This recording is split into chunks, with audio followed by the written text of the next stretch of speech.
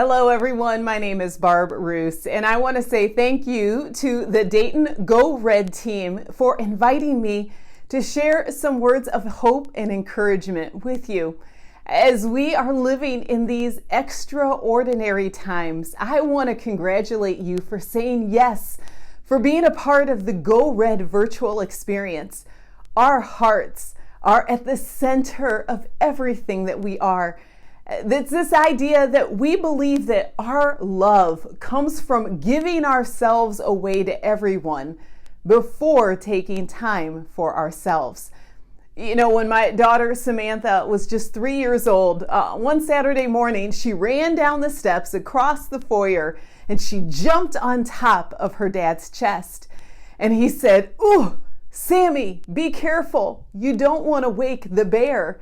And she said in her little Minnie Mouse voice, she said, "It's okay, Daddy. Mommy's still upstairs asleep."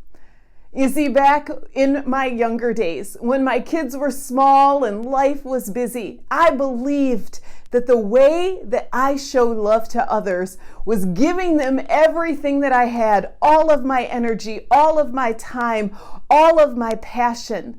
But it often left me exhausted and grumpy and, well, frankly, just worn out. And so over the years, there have been some lessons that I've learned. The most important that I want to share with you today is that self-care isn't selfish. And so I'm going to talk to you about how you can fill yourself today. The big idea is that when you fill yourself first, that's what allows you to fill others fully with love.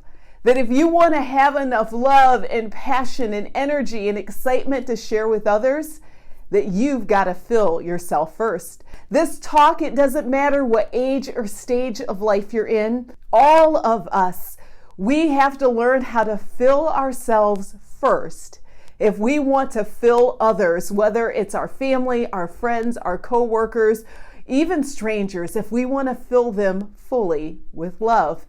The very first thing that we want to fill first is our heads, because how we think about ourselves is where it all begins. I remember hearing a well-known best-selling author. She said, if you think about yourself like a throwaway, you will treat yourself like a throwaway. That really hits home for many of us, doesn't it? I love how researcher, storyteller Brene Brown, she says that we're always constructing stories in our minds. My friend, every day you wake up and you are telling yourself a story about who you are. And what's that story? That story is about your worthiness. It's about your how much you matter or don't matter. And so I want to challenge you today to think about the story that you've been telling yourself. And I want to challenge you to make sure that that story is about one of self-compassion, that you fill your head with self-compassion for yourself. And what is self-compassion? That is speaking to ourselves with kindness and gentleness. Self-compassion says, you know what, today I'm doing the best that I can. For me, in hard times, self-compassion, the story I tell myself is, Barb, when you're having your worst day, that's when you're going to treat yourself the best. That is the story that I've told myself for years. And when I tell myself that story of self-compassion, it allows me to fill myself first by taking care of myself, by making sure that I've got good boundaries and that I am following the things that I know that are going to fill me so that I can in turn pour into others. After filling your head with love through self-compassion, you want to fill your heart next. That's the second thing. You want to fill your heart with hope. And what is hope? Hope believes that there is more for you because there is more in you. And we want to fill ourselves with hope intentionally because it's really easy to fill ourselves with other feelings like worry or bitterness or anger or disappointment or rejection. Those things naturally fill our hearts and we don't have to do anything to try it. but we want to fill ourselves with hope that begins by giving thanks. It begins with looking around us and realizing that not everything around us is all bad. For me, when I look at some of the difficult seasons of my life beyond the pandemic, I remember that I had more energy and more passion for life when I remembered to give thanks, to have a thankful heart, as I used to teach my kids. For us, this idea of hope, it is that the best is yet to come. That even though right now what may be happening in your life may be difficult, you may be struggling with the fact that the pandemic has changed your life in ways that are hard or difficult to deal with. Or maybe you've got a chronic health condition that makes the days feel doubly as long. But I want you to fill your heart with hope and know that sometimes life doesn't go as planned, but often life can go better than planned. Fill your hearts with gratitude and hope. And then the third thing is you want to fill your hands with caring for others.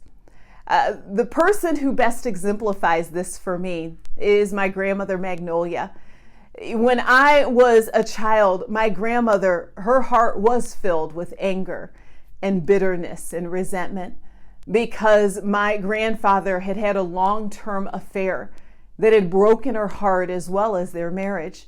And I remember as a child watching my grandmother carry around a lot of bitterness. But then there was this space and time when she let that go. She began to fill her heart with hope. And as she began to fill her heart with hope, she began to use her hands to serve others. Often we want to get out, we want to serve others because we want to do things for people because we hope that that's what will fill us. But there is this time-honored principle that you can't give what you don't got.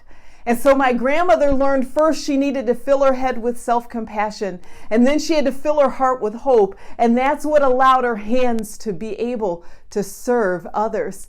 One of my favorite memories of my grandmother is watching her show up at meal kitchens and to hand out food, and to watch her take care of the people in her community who needed somebody to either sit with them while they were sick or visit them in the hospital. My grandmother's hands were filled with serving others. And as she did that, I loved watching how others' lives thrived because she filled them because of the love that she had given to herself. And so I want to challenge you today to think about, how are you filling your head today? How will you intentionally fill your heart? And where are the places where you can fill your hands with acts of service? There's a couple of practical tips that I want to give to you. The first is, when it comes to your head, if you need a practical way to fill your head with self-compassion, if you go to barbruce.com, I have a sheet of 101 ways that you can take care of yourself. It's a free download. And these include ways that are tangible, as emotional and physical and spiritual and relational ways to help fill your head with self-compassion. And when it comes to your heart, when you let go of some of those negative emotions, one tool that helps me to let go of them, it's a tool that's called Q-tip. Quit taking it personally. Q-tip means that when there are things that come at me that really aren't about me, I don't have to hold those things in my heart. If someone's having a bad day and they say something negative to me, I can Q-tip that. I don't have to fill my heart with somebody else's negative words. If they do something and it hurts my feelings or offends me, I can say, I can Q-tip that. I don't have to fill my heart with being offended or being disappointed or carrying around rejection. And when it comes to filling my hands, these days there are endless opportunities for all of us to fill our hands with taking care of others. I've had the privilege during the pandemic of serving people as a speaker and an author, like what I'm doing with you today. But also, I've had the privilege of handing out meals for my local United Way to kids who need lunches. And so there are lots of opportunities that you have. And as you fill your hands with service, you will find that you are able to fill others fully with love. And then the last practical thing that I want to share with you, to fill yourself first, is to smile. In fact, I want to share with you a favorite story of mine from my grandmother, because as her life began to be filled and as she began to pour her life out for others, my grandmother, she was an endless source of laughter and smiles. You see, my favorite story of my grandmother happened when I was 13 years old. And back then, one of the ways that my grandmother served was she was the pianist in our local church. And I went to a Black Baptist church in Medina, Ohio. And I have to say it's a Black Baptist church because this was a church where we clapped our hands and we had some rockin' music. And during my teenage years, my grandmother was the pianist for our junior choir. And during those days, if there was another church that was coming to visit ours, it was a very special occasion. And on this one particular Sunday, there was a church that was coming to visit. And so my grandmother, she wanted our choir to sound good. But my grandmother, I loved her because she was a little bit vain. She wanted to look good too. Well, one day, my girlfriends and I were standing in the choir room the day this other church was coming to visit. And my grandmother rushes in and she says, girls, my eyebrows are gone. And as a 13-year-old girl, I swung my head, looked around, and sure enough, my grandmother's eyebrows were completely gone. Well, what had happened was, that morning, while Grandma was in the bathroom, she noticed that her eyebrows weren't as tidy as she wanted them to be. And she couldn't find her tweezer, but there was a razor handy. And so my grandmother grabbed that razor, intending just to take the edge off just a little bit, get a couple of stragglies. And her hand slipped and she accidentally shaved off half of her eyebrow. And so she thought, no problem, she just shaved the whole eyebrow off. And she thought that she would just find her eyebrow pencil and draw it back on. But as she looked at herself, she realized that she probably wouldn't have a nicely matching set of eyebrows. So she shaved the other one off as well, and then couldn't find her eyebrow pencil. So when she rushed in the room and said, girls, my eyebrows are gone, the next thing she said was, quick, give me your eyebrow pencil. Now we were 13 and 14 years old at the time. And I said, Grandma, we don't have eyebrow pencils, but it was the 80s. We did have blue eyeliner. So my grandmother grabbed that navy blue eyeliner out and she drew on a set of beautiful blue, navy blue eyebrows. Now this, some of you were like, but wait a minute. It wasn't a problem because we were wearing navy blue choir robes. And so the service began. My grandmother was on the piano and us kids in our junior choir, we were marching in. And like I said, it was the Black Baptist church. And so this meant that it took us 20 minutes to walk down a 20-foot aisle. And as we got in the choir stand and we were clapping and we were playing, my grandmother was praying her heart out. And did I mention that it was a hot summer day? It was a hot summer day, so as my grandmother was playing and we were singing, I noticed the sweat was rolling down my grandmother's, rolling down the side of her face. And there was a point during the song where Grandma raised her hand up and she wanted to emphasize the music, and then whoo, she wiped off one of those navy blue eyebrows. As we kids were in the choir stand and we were clapping, we began to giggle.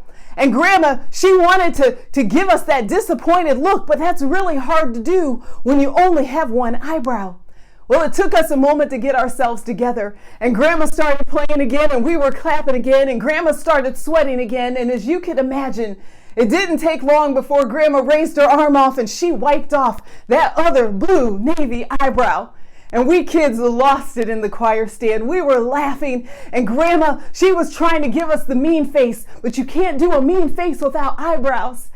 And when the song was over, my grandmother got us all in the choir room, and she was about to fuss at us. And I said, Grandma, go look in the mirror. And when she did, she looked and she said, oh, my eyebrows are gone. Kids, my eyebrows are gone. Friends, it was such a pleasure being with you today. I hope that you enjoyed this story about my grandmother. Take care of yourselves. Fill your head, your heart, and your hands with love so that you can love and care about others.